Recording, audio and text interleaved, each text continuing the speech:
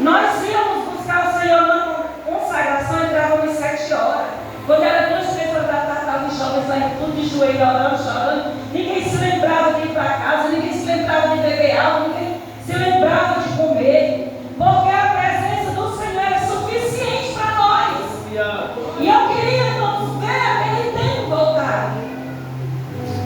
Eu queria que vocês pudessem sentir a presença de Deus. De buscar o batismo com o Espírito Santo. De dizer, Senhor, eis-me aqui, Senhor. O irmão Carlão cantou um hino, um dos 10. Você pode ser um dos 10. Aleluia. Você pode ser o jovem que vai fazer a diferença no meio da sua escola, no meio da sua vizinhança. Você pode ser a mulher, você pode ser o homem que vai fazer a diferença onde você estiver. Porque o Senhor, Ele é isso, irmão. O Senhor, Ele faz a diferença. O Senhor, Ele molda. O Senhor, Ele trata. O Senhor, Ele restaura. O Senhor transforma. Eita, glória. Aleluia. Tem coisas, irmãos, que para mim é impossível de fazer. Para o pastor, para os presbíteros, para os irmãos. Mas tudo é possível ao Senhor. Aleluia. E Ele não mudou. O nosso Deus, Ele continua sendo o mesmo. E hoje à noite nós temos esse tema: a esperança para o seu futuro, diz o Senhor, porque os seus filhos voltarão para a sua própria terra. Irmãos, é muito interessante essa leitura, porque eu preguei lá na Laodicea, era em Salmos lá, e era sobre a mesma história. Lá era ainda tem de sonhar, acho que era coisa assim, né? Eu decidi viver o sonho de Deus.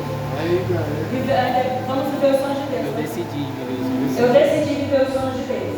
E contava a mesma história que o salmista, nesse versículo de Salmos, era igualzinho essa leitura, é a mesma história do povo de Israel que foi levado a cativeiro.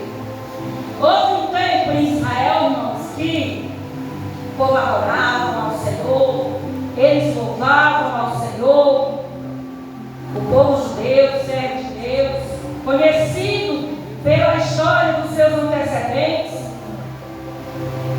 Isaac, Jacó, Abraão, grandes homens que tiveram grandes intimidades com Deus. E aquela nação cresceu conhecendo a história do Deus de seus pais. Só que o tempo foi passando, irmãos, e aquele povo começou a se esquecer de Deus. E lá na Laodicea eu falei, e aqui eu vou falar também, era a mesma história, e parece que a história ela volta a se repetir. Eu vejo uma nação enfraquecida, eu vejo um povo enfraquecido espiritualmente, um povo que tem deixado um pouco Deus de lado, tem se envolvido nessa evangelho unânime, tem se envolvido muito com muitas coisas e tem esquecido de Deus. Então Deus é o quê? Deus é a última prioridade. Quando não tiver mais, aí eu vou para Deus, aí lembra de Deus. Mas Deus, irmão, Ele tem que ser a nossa primeira e única prioridade. As coisas estão boas, estão maravilhosas, vou servir ao Senhor. As coisas estão difíceis, vou servir ao Senhor do mesmo jeito, porque é Ele quem nos sustenta. Aleluia. E se não fosse o Senhor, nós não estaríamos aqui. Então, irmão, aquele povo, Deus permitiu que aquele povo fosse levado em cativeiro para uma terra onde eles deixaram de ser servos de Deus para ser escravos de um rei, escravos de uma província, escravos de uma nação. E naquele lugar o povo de Deus sofreu, passou fome, apanhava,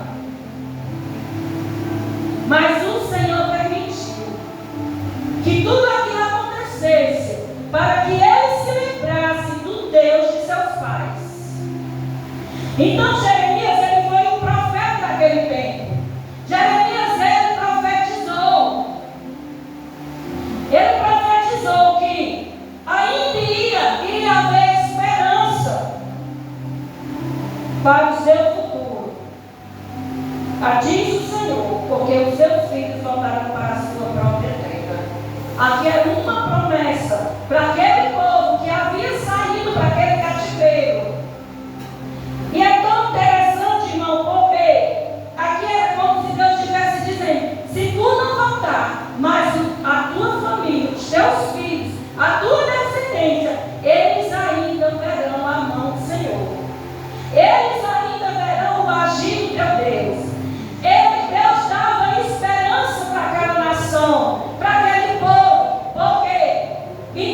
todo o tempo o Senhor permitiu o sofrimento, mas o Senhor nunca tirou deles a sua promessa.